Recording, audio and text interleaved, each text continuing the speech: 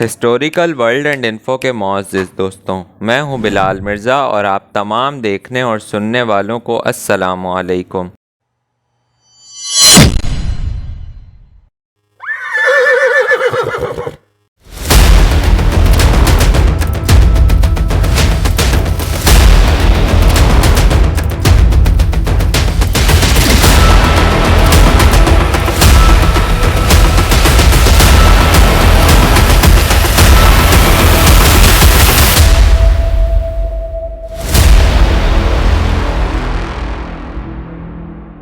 ناظرین گرامی، بازنطینی یا مشرق رومی سلطنت اور اس کے باشندے۔ یہ سلطنت 395 عیسوی تا 1453 عیسوی برقرار رہی۔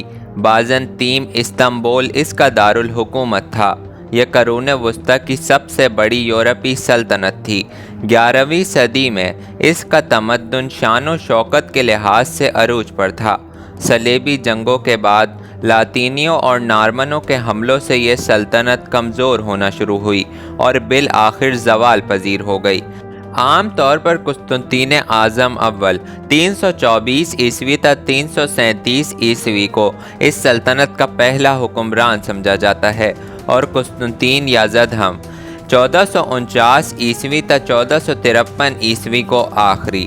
ابتدائی دور میں اہل روما اور فارس کے درمیان زبردست جنگیں ہوتی رہیں، جن کی طرف قرآن مجید میں بھی اس کا تذکرہ موجود ہے۔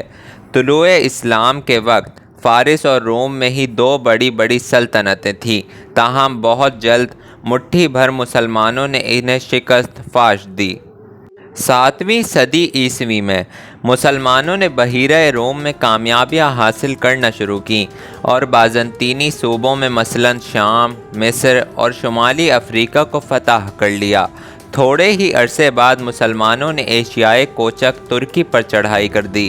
قسطنطین پنجم 741 عیسوی تا 755 عیسوی نے کسی قدر سخت مدافعت کا مظاہرہ کیا اور مسلمانوں کو اس کے مقابلے میں پسپا ہونا پڑا۔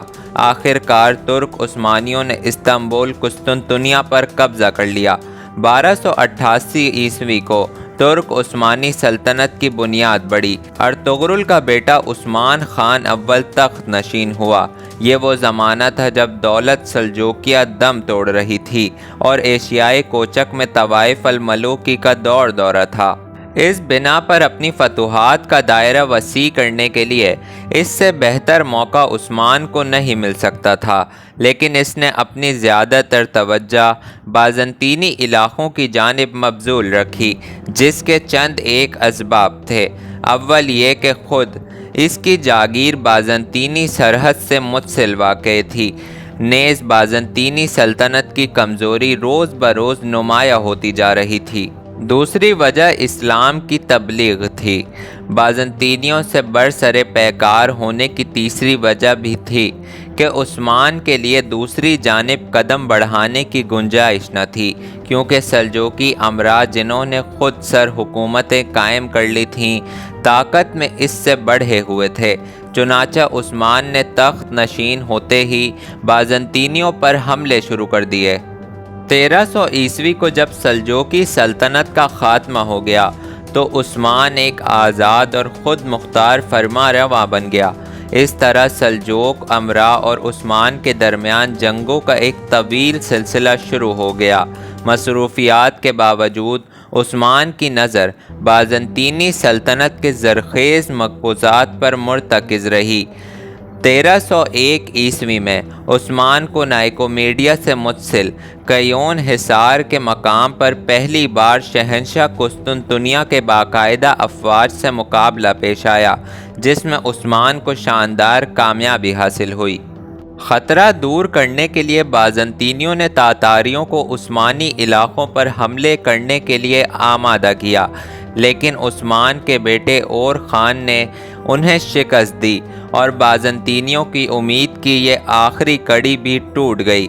1317 عیسوی میں عثمان نے بروسا کا محاصرہ کیا، جو بازنطینیوں کا ایشیائی کوچک میں نہایت اہم شہر تھا۔ یہ محاصرہ 10 سال تک رہا۔ بالآخر محصورین ہتھیار ڈالنے پر مجبور ہو گئے۔ اس طرح ایک اہم بازنطینی شہر پر بھی مسلمانوں کا قبضہ ہو گیا۔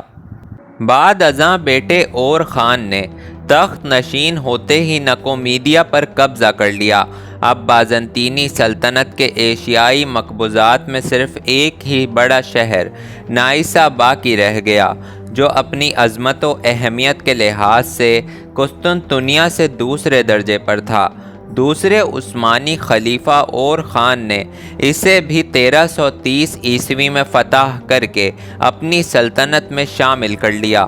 اگرچہ اور خان نے اس شہر کے باشندوں کو عام اجازت دے دی تھی کہ وہ چاہے تو اپنا تمام مال و اسباب لے کر دوسرے شہر میں چلے جائیں، لیکن بروسا کے باشندوں کی طرح یہ لوگ بھی بکثرت مسلمان ہو گئے اور اپنے وطن ہی میں مقیم رہے۔ 1453 عیسوی میں سلطان محمد فاتح نے قسطنطنیہ استنبول فتح کر لیا اور اس کے ساتھ ہی بازنطینی سلطنت کا ہمیشہ کے لیے خاتمہ ہو گیا۔ بازنطینی سلطنت نے تہذیب و تمدن پر جو نقوش چھوڑے وہ انمٹ یعنی نہ مٹنے والے ہیں۔